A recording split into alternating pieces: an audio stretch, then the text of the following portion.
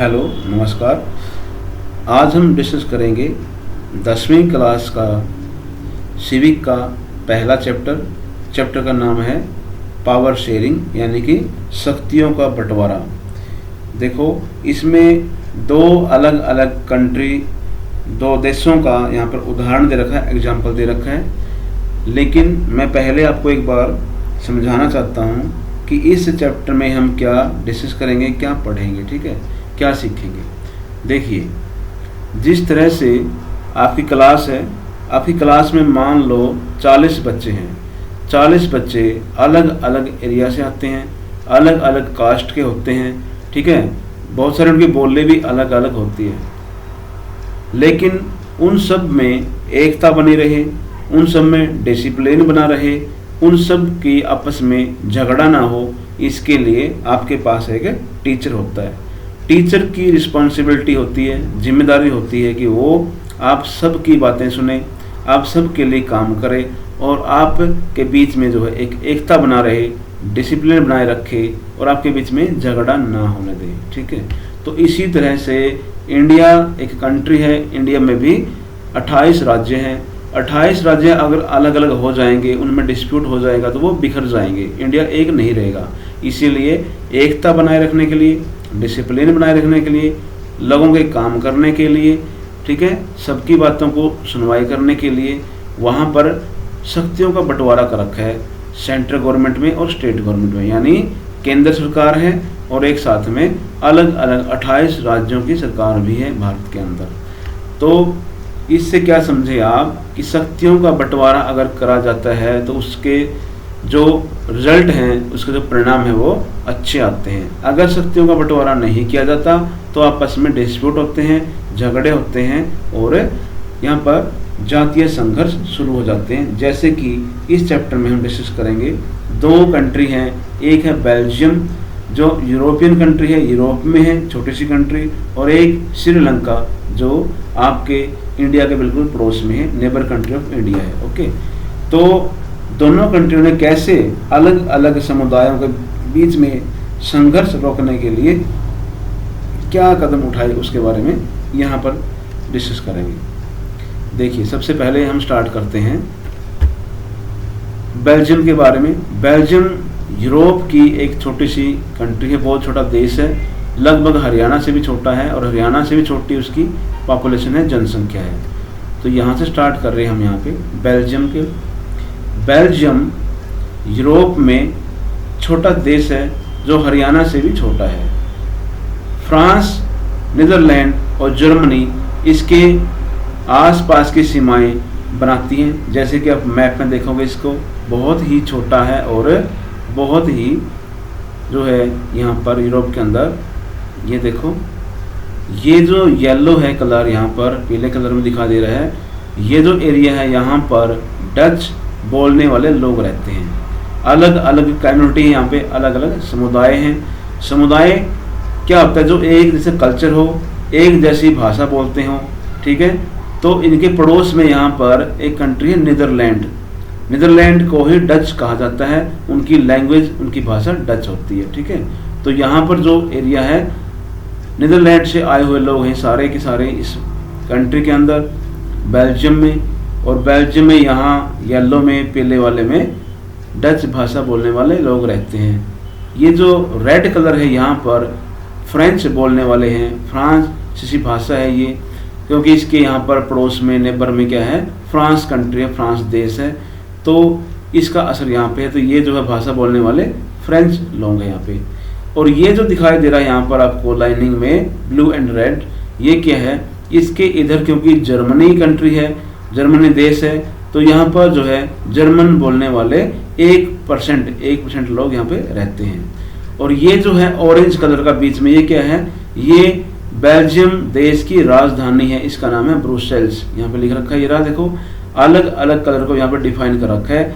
देखिए, orange colour में Brussels यानी कैपिटल है, ये राजधानी है बेल्जियम की। ये रीजन जो रेड वाला है, ये है जहाँ पर फ्रांस यानी कि फ्रेंच लैंग्वेज यहाँ पे बोलने वाले हैं। और ये जो है वैलोन नाम रखा हुआ है इस एरिया का, वैलोन। और ये है येलो में फ्लेमिश रीजन जिसको कहते हैं, यानी कि फ्लेमिश क्या होता है, एक एरिया जहाँ पर एक खास समुदाय के लोग रहते हों, ठीक है। तो यहाँ पर जो है वो फ्रांस से आए हुए या फिर फ्रांस भाषा बोलने वाले लोग यहाँ पे रहते हैं।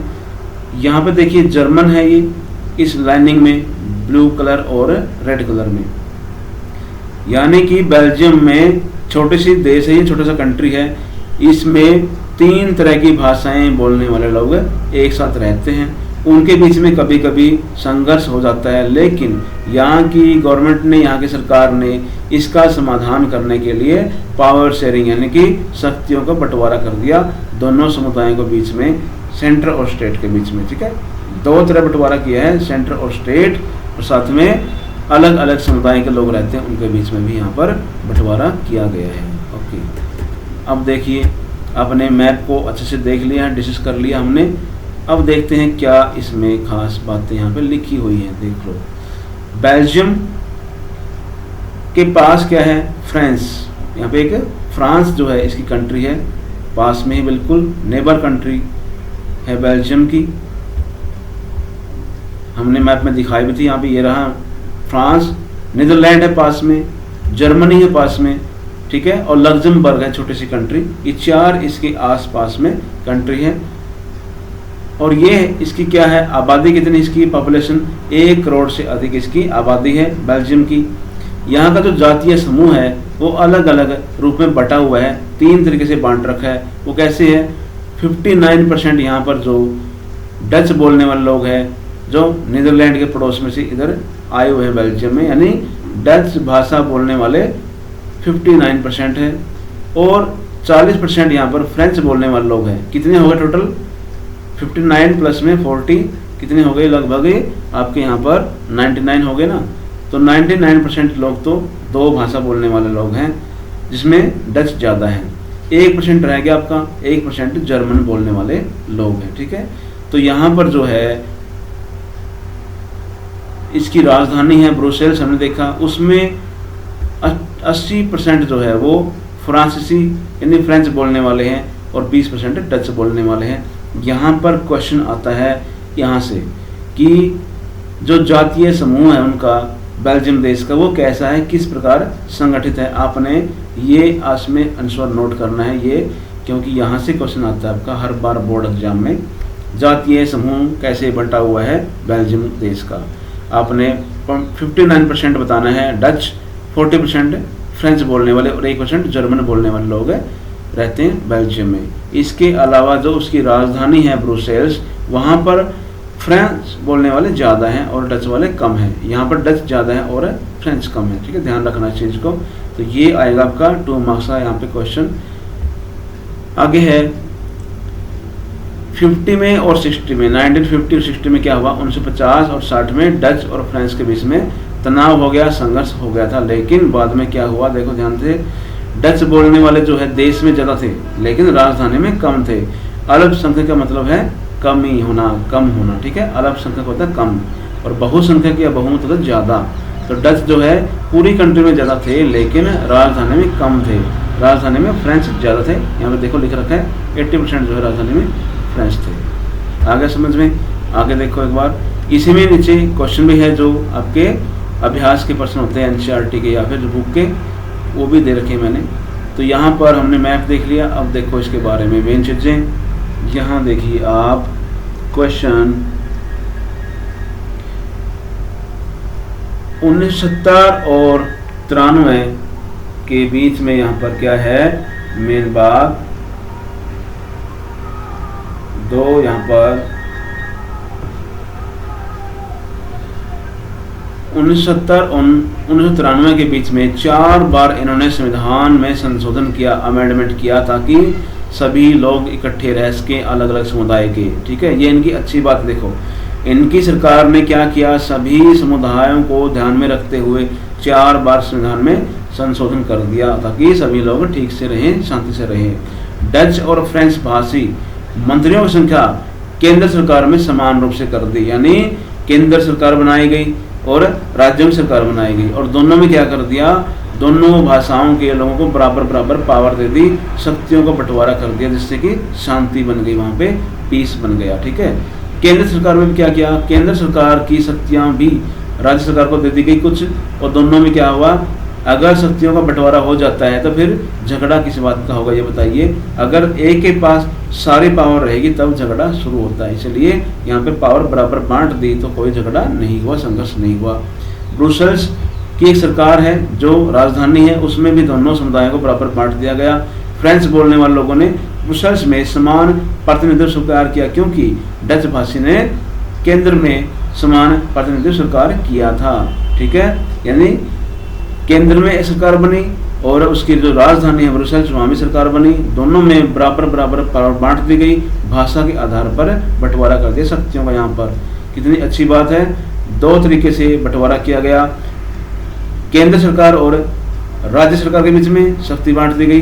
दूसरी तरीका क्या था, दूसरा तरीका है दो भाषाएं हैं, दोनों को बराबर बराबर पावर दे दी गई, उनको भी शक्तियां बांट दी गई। आगे है समुदाय सरकार, एक होती है केंद्र सरकार, एक थी यहाँ पर राज्य सरकार, एक यहाँ पर है समुदाय सरकार। ये नई तरह की सरकार है, ये इंडिया में नहीं है, ये बेल्जियम में अपनी एक यूनिक यानी स्पेशल सरकार बना रखी है।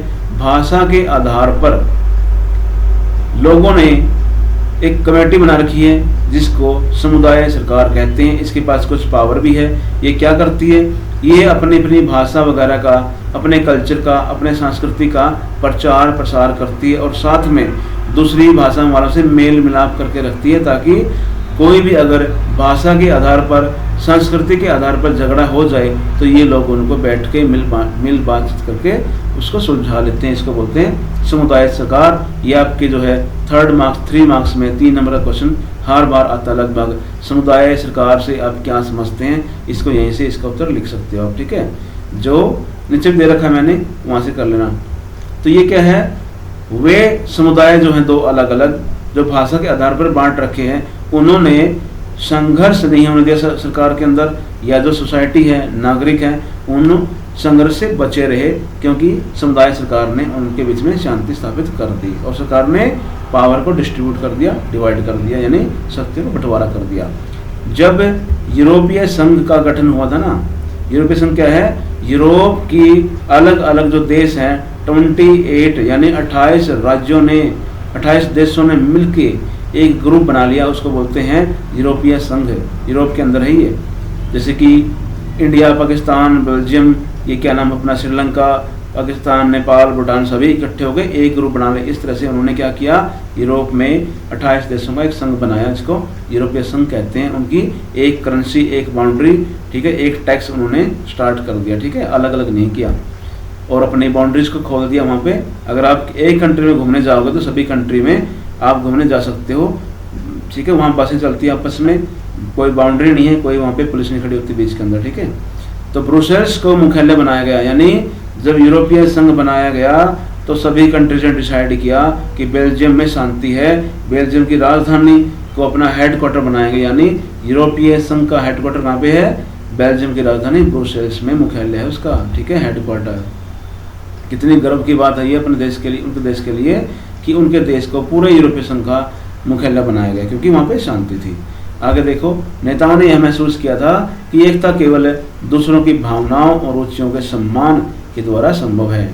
आप भी ये महसूस कर सकते हो कि एकता कैसी आएगी, अगर आप लोग दूसरों की भावनाओं को, रुचियों को समझोगे तो दूसरा भी आपको समझेगा और आपके बीच में क्या बन जाएगी, एक फ्रेंडशिप का माहौल बनेगा और एकता बन जाएगी। ठीक है, ये था बेल्जियम के बारे में। वहाँ की सरकार ने क्या किया, पावर को दो तरीके से डिवाइड किया, बांट दिया, शक्तियों को बंटवारा कर दिया, केंद्र और राज्यों के बीच में और दो भाषाओं के बीच में भी बांट दिया, बराबर की पावर दे दी। तो इसलिए वहाँ पे संघर्ष नहीं हुआ, शांति हुई, डेवलपमेंट हुआ, विकसित हुआ देश, और वहाँ पर यूरोपीय संघ की राजधानी जो है, हेडक्वार्टर, मुख्यालय भी बनाया गया। ठीक है, चलिए दूसरी कंट्री है श्रीलंका।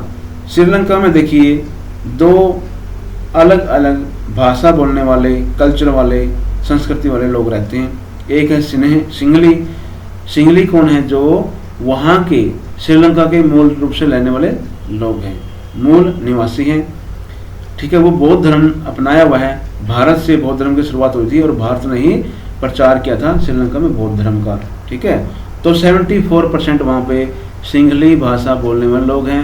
और तमिल भाषी लोग भी वहाँ पे हैं, क्योंकि तमिल जो इंडिया का, अपने भारत देश का तमिलनाडु स्टेट है, वहाँ से लोग पहले वहाँ गए हुए थे श्रीलंका में, ठीक है। तो वहीं जाके बस गए, तो वो तमिल भाषी हैं, ठीक है। वो हिंदू भी है, मुस्लिम भी है, तो वो 18% लगभग तमिल भाषा बोलने वाले हैं। और 7% जो है ये ईसाई लोग यहाँ पे, धर्म भी दे रखा है साथ में, देखो बौद्ध धर्म के, हिंदू मुस्लिम धर्म के और साथ में ईसाई धर्म के भी दे रखे हैं। 7% ईसाई भी है वहाँ पे, जो दोनों भाषा बोलते हैं। अब मेन बात यहाँ पे क्या है, देखो श्रीलंका में, श्रीलंका की कंट्री ने क्या किया, देश ने क्या किया, सरकार ने वहाँ के जो मूल निवासी है सिंगली भाषा बोलने वाले, उनको सारी पावर दे दी। सभी स्कूलों में, कॉलेजों में, यूनिवर्सिटीज़ में उन्हीं के एडमिशन होने लगे, उन्हीं को जॉब दी गई, नौकरियां दी गई। और जो तमिल भाषा बोलने वाले हैं इनको इग्नोर किया गया, उनको कोई पावर नहीं दी। इसलिए वहाँ पे क्या हुआ, संघर्ष शुरू हो गया, जिसको जातीय संघर्ष कहते हैं, सिविल वार भी कहते हैं, ठीक है। किसी देश में दो समुदाय में अगर झगड़ा हो जाए तो कई साल से चला ये, और बहुत सारा नुकसान हुआ, बहुत लाखों लोग मारे गए यहाँ पे, ठीक है।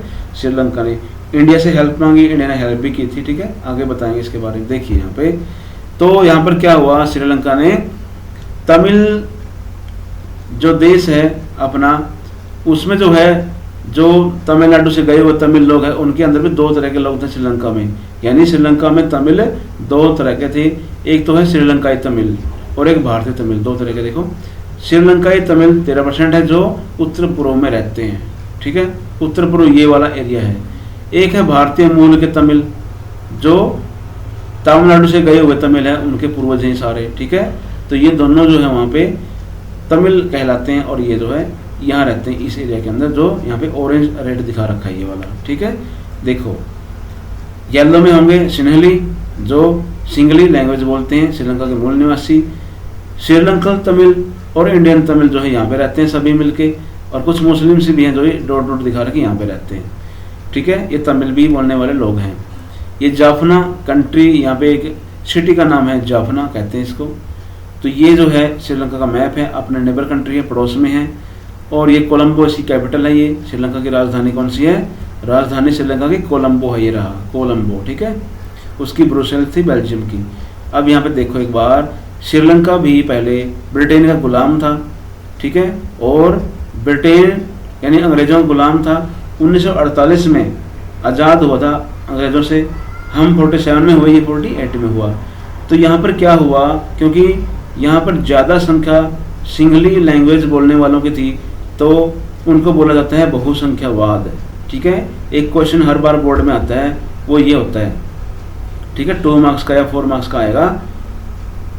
बहुसंख्यावाद से आप क्या समझते हो, ठीक है। बहुसंख्यावाद क्या होता है, बहुसंख्या यानी कि जिसकी संख्या अधिक हो, उन्हीं की सरकार में पावर होती है, सभी मंत्री उनके होती हैं, सभी नौकरियां उनको मिलती है, ठीक है। यानी गवर्नमेंट खुद बहुसंख्यावाद को बढ़ावा देती है, ज़्यादा वालों की सरकार होती है और पावर उन्हीं की होती है, और दूसरों को इग्नोर, नज़रअंदाज किया जाता है, ठीक है, ये होता है। चलिए, सिंगली समुदाय को प्रभावी स्थिति प्राप्त करने के लिए क्या किया गया, गवर्नमेंट ने सिंगल जो समुदाय है, भाषा बोलने वाला है, उनको बढ़ावा देने के लिए, उनको जो है पावर देने के लिए क्या किया, 1956 में सिंगली भाषा को देश की भाषा बना दिया, ठीक है। एक बिल पास कर दिया पार्लियामेंट में श्रीलंका ने, और एक आधिकारिक भाषा यानी कि जो राष्ट्रीय भाषा है श्रीलंका की, वो सिंगली बना दी 1956 में। इससे क्या हुआ, जो दूसरी भाषा वाले हैं तमिल वाले, वो बेचारे इग्नोर हो गए, उनको राइट्स नहीं मिले, अपने अधिकार नहीं मिले, वो परेशान हो गए, नौकरियां नहीं मिली, तो वो बाद में वार स्टार्ट कर देंगे अपने अधिकारों की डिमांड के लिए, ठीक है। तो यहाँ पे क्या हुआ, जो भी पॉलिसी है, नीतियाँ हैं, जो विश्वविद्यालय की पोस्टें हैं नौकरियों की, जो सरकारी नौकरियाँ हैं, वो सभी क्या हो गई, सिंगली भाषा बोलने वाले अवधकों को ही पसंद करती हैं अब, क्योंकि राष्ट्रीय भाषा सिंगली बना दी गई। और धर्म भी देखो, श्रीलंका की गवर्नमेंट ने धर्म भी अपना क्या कर दिया, बौद्ध धर्म की रक्षा करना शुरू कर दिया राज्य ने, ठीक है। बौद्ध धर्म को अपना राज्य का धर्म बना लिया, अपने देश का धर्म बना लिया, और उसकी रक्षा स्टार्ट कर दी, ठीक है। तो यहाँ पे क्या हो गया, अलग धर्म वालों को यहाँ पर निकाला जाएगा या फिर उनसे इग्नोर किया जाएगा। अगला इसमें नेक्स्ट है, देखो श्रीलंकाई तमिल में ए लगाव की भावना यहाँ पे हो जाती है। क्यों, क्योंकि श्रीलंका में जो तमिल है उनको यहाँ पे कुछ भी अधिकार नहीं मिले। उनका यह मानना था कि संविधान को समान राजनीतिक अधिकारों से वंचित किया गया, नौकरियों में भेदभाव किया गया और उनकी जो रुचियां हैं उनको उपेक्षा की गई, उनको इग्नोर किया गया। ठीक है, तो ये डिमांड क्या करेंगे फिर श्रीलंका वाले तमिल को एक आधिकारिक भाषा के रूप में, ठीक है, एक आधिकारिक भाषा के रूप में डिमांड करेंगे कि हमारी भी भाषा को एक राष्ट्रीय भाषा का दर्जा दिया जाए। तमिल को क्षेत्रीय स्वायत्ता क्या होती है कि खुद का जो हमारा एरिया जहाँ तमिल लोग रहते हैं वहाँ हमें पावर दी जाए, शक्तियाँ दी जाए, हमारी गवर्नमेंट बनाई जाए, वहाँ पे सरकार बनाई जाए। शिक्षा में और नौकरियों में अवसर हासिल करने के यहाँ पर जो है हमें क्या दिए, समान अधिकार दिए जाए, समानता का अधिकार दिया जाए, यानी नौकरियाँ लेने के लिए भी हमें अधिकार दिए जाएँ, हमारी भाषा को भी अधिकारिक किया जाए और जहाँ हम रहते हैं, जिस क्षेत्र में हम रहते हैं वहाँ पर हमारी सरकार हो, भागीदारी हो हमारी सरकार में। ये डिमांड शुरू कर दी, ये इन्होंने मांग यामा ने शुरू कर दी। 1980 में क्या हुआ, 1980 में उन्होंने एक अलग से तमिल इलम राज्य की मांग शुरू कर दी। ये आता है 1 नंबर में आपका क्वेश्चन, तमिल इलम से आप क्या समझते हैं।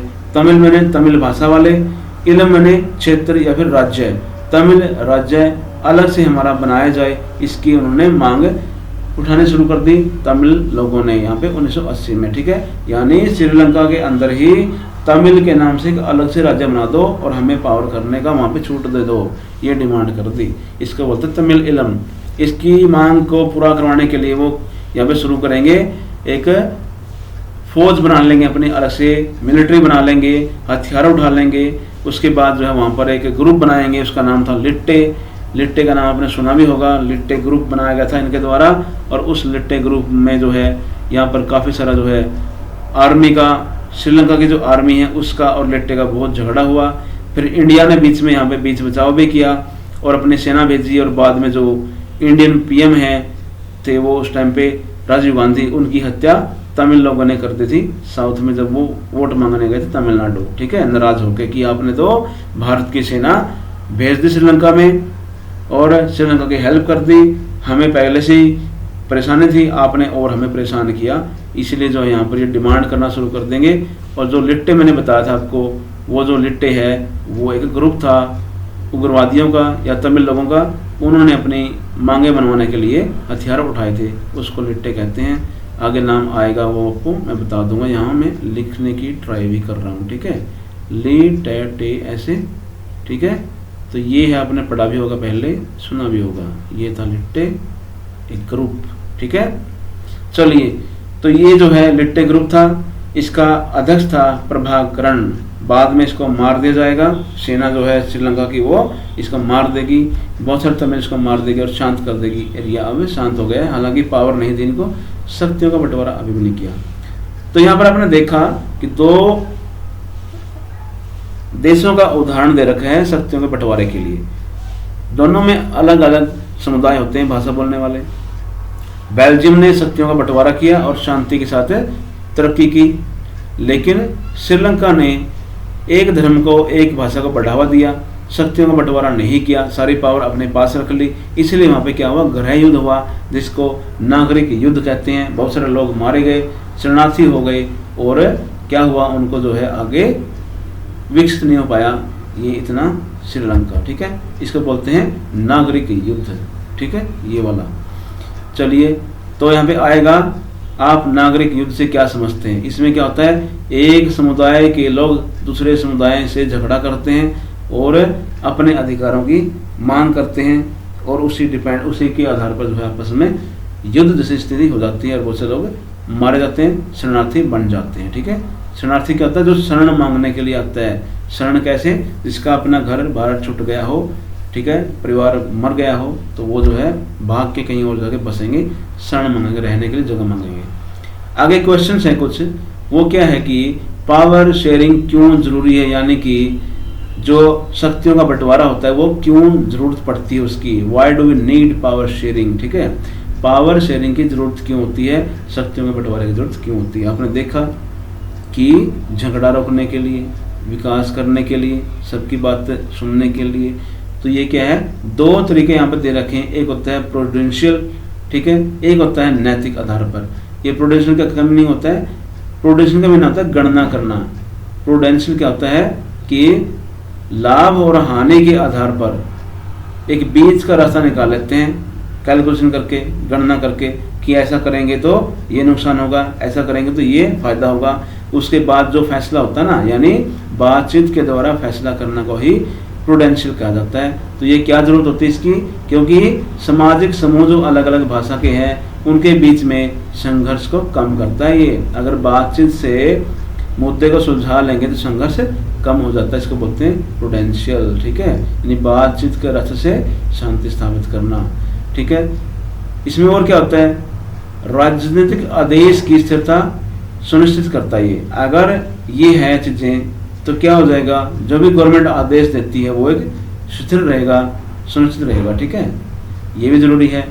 थर्ड क्या है कि जो बहुमत से सुनिश्चित करना कि राष्ट्र की एकता को कम करता है, अल्पसंख्यक के लिए दमनकारी। देखिए यहाँ पे पॉइंट दे रखा है कि जो बहुमत वाला चीज है ना, जो ऊपर था बहुसंख्यावाद, वो क्या करता है, वो राष्ट्र की एकता को कम करता है। इसलिए क्या करें, जो अल्पसंख्यक लोग हैं उनकी भी बात सुननी चाहिए, उनका दमन नहीं करना चाहिए। इसका मीनिंग ये है यहाँ पे, यानी जो बहुसंख्यक है अगर उनकी बात करोगे, उनको पावर दोगे तो राष्ट्र की एकता खतरे में पड़ जाएगी, क्योंकि संघर्ष हो जाएगा शुरू। ठीक है, और जो अल्पसंख्यक है, कम है लोग, कम भाषा बोलने वाले लोग हैं, उनका दमनकारी हो जाता है यहाँ पे अगर बहुसंख्यक होगा तो। लेकिन दमन को रोकना है, शांति स्थापित करनी है, तो ये भी जरूरी है। यानी इस पॉइंट में क्या होगा, बहुसंख्यावाद से राष्ट्रीय एकता कम होती है। ठीक है, अगला है नैतिक। नैतिक मूल्य क्या है इसका, पावर शेयरिंग करना नैतिक क्यों है, शक्तियों का बंटवारा करना नैतिक क्यों है। देखो, क्योंकि यह है लोकतंत्र की भावना होती है। ठीक है, स्पिरिट ऑफ डेमोक्रेसी है ये। क्यों, क्योंकि लोकतंत्र में पब्लिक चूज करती है अपने राष्ट्रपति को, पीएम को, एमएलए, एमपी को, और उनकी भावना क्या होती है, अच्छी होती है, सबका विकास हो, सबके लिए काम हो। तो ये क्या है, अगर पावर शेयरिंग की जाएगी तो क्या हो जाएगा, शक्तियों का बंटवारा होगा तो ये लोकतंत्र का लिए अच्छा होगा। अगला क्या है नैतिक पॉइंट, इसमें लोगों को एक बात से परामर्श करने का अधिकार होगा कि किस प्रकार शासित हैं वो। ठीक है, इसका क्या मीनिंग हुआ कि अगर लोग बातचीत करेंगे, समस्याओं को सुलझाएंगे, और डेमोक्रेसी में, लोकतंत्र में वो आपस में बात करके, ये परामर्श करके अपनी गवर्नमेंट फॉर्म कर सकते हैं, यानी कि अपनी सरकार बना सकते हैं। और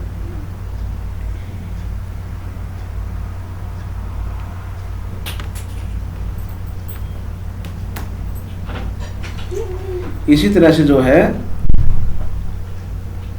बातचीत से वो अपनी सरकार स्थापित कर सकते हैं, और उनको पता होता है कि किस तरह की सरकार हमारे ऊपर राज कर रही है। ठीक है, यानी अगर दोनों समुदाय से बात की जाए और फिर सरकार बनाई जाए तो वो सबके लिए अच्छी होती है। ठीक है, इसको बोलते हैं परामर्श से सरकार बनाना। ठीक है, नेक्स्ट है यहाँ पर पॉइंट, वो ये है कि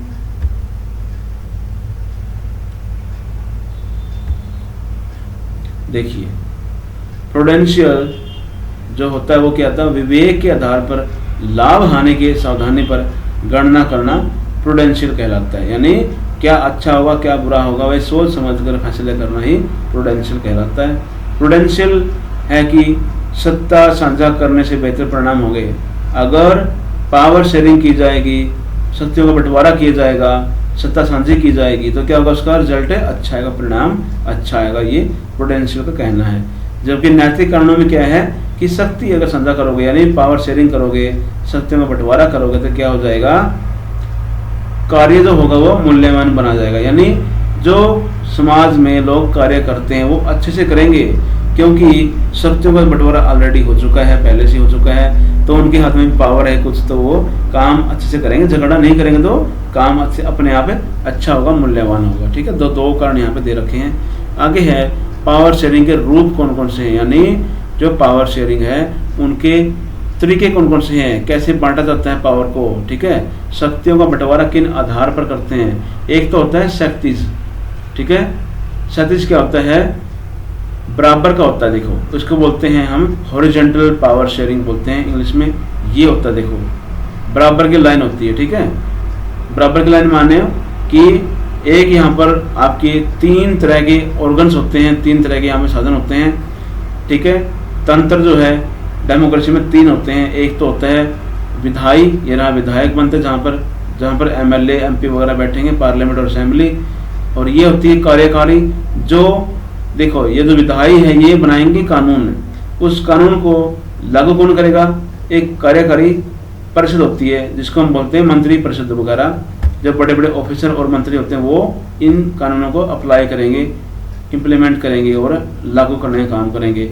ये जो कानून बने हुए हैं और जो लागू किए गए हैं, क्या ये पब्लिक के लिए अच्छे हैं बुरे हैं, ठीक है, उनका फैसला कौन करेगा? कोर्ट करेगी, न्यायपालिका चेक करेगी कि जो रूल बनाए गए हैं वो अच्छे भी हैं नहीं, पब्लिक कहीं परेशान तो नहीं हो गई इसी बीच में, ठीक है।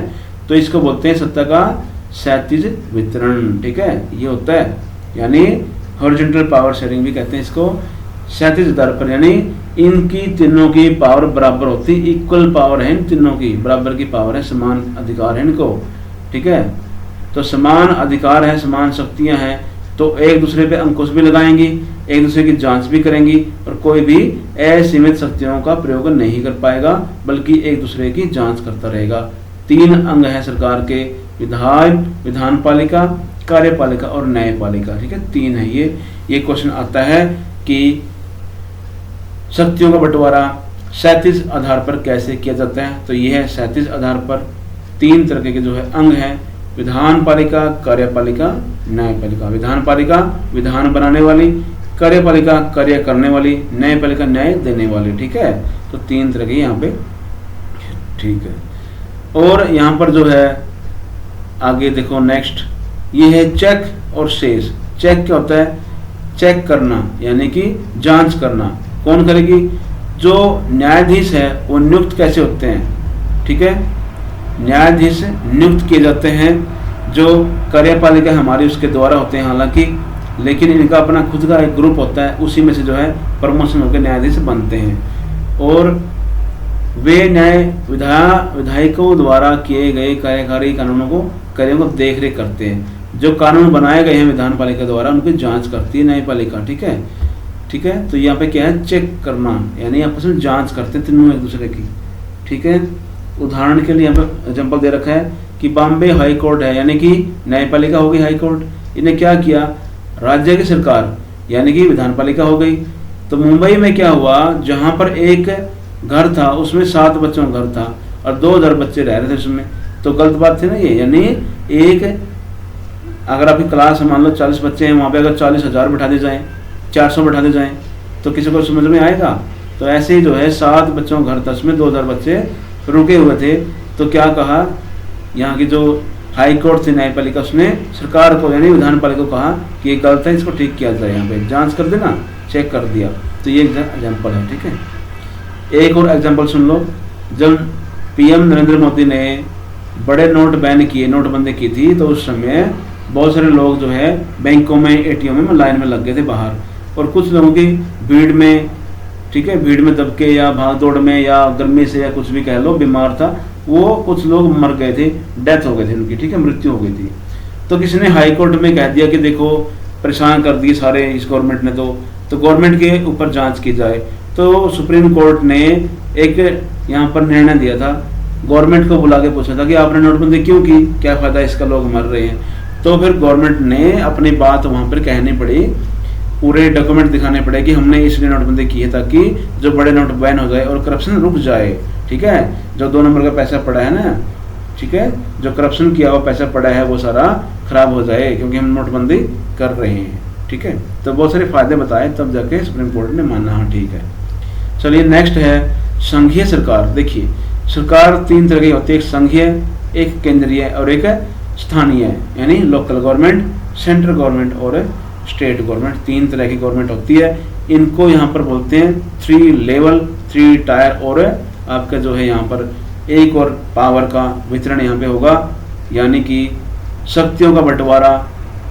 एक तो हो गया ऊपर हॉरिजॉन्टल, और ये है जो वर्टिकल पावर शेयरिंग कहते हैं इसको, यानी कि जो 3 अलग अलग लेवल है उनके आधार पर पावर को शेयरिंग करना।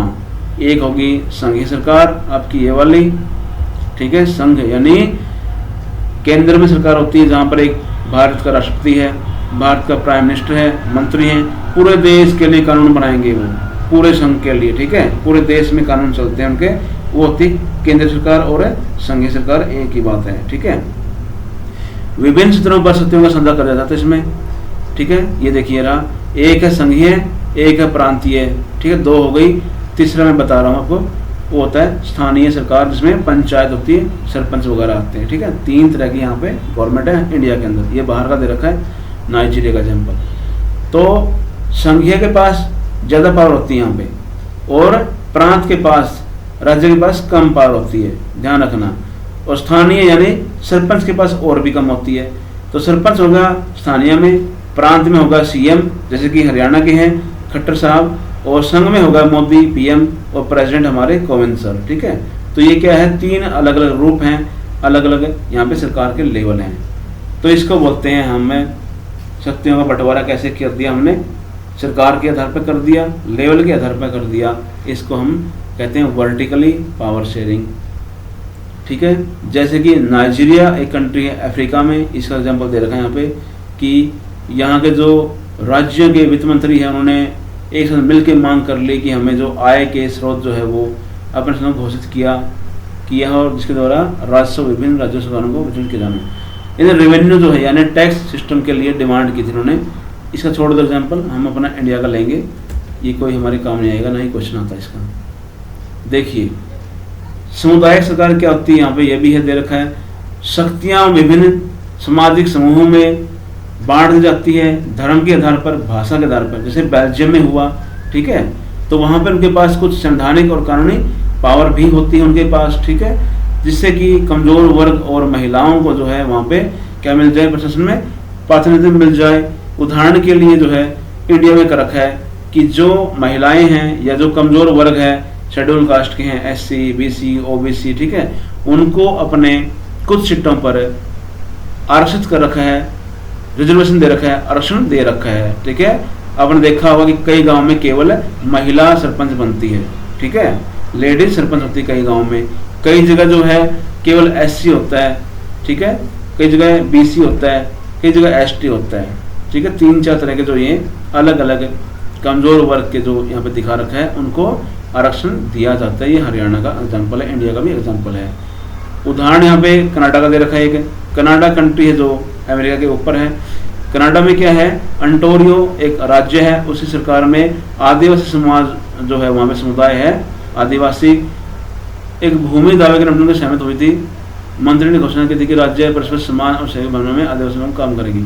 तो यहाँ पर जो जमीन थे ना उस टाइम पे, जमीन आदिवासी लोगों के पास थी, उनसे जब जमीन ली थी तो ये सहमति बनी थी कि उनको वहाँ पर सरकार में सम्मान मिलेगा और उसको साथ में सहयोग करना पड़ेगा और साथ में उनको पावर दी जाएगी थोड़ी बहुत। यानी उनके यहाँ से रिजर्वेशन दी गई कि उनका एक बंदा जो है पार्लियामेंट में जाएगा और मंत्री बनेगा। ऐसे ये एग्जाम्पल है कनाडा का, ठीक है। आगे है गठबंधन सरकार, ये बड़ा इंपॉर्टेंट है, ध्यान रखना इसका।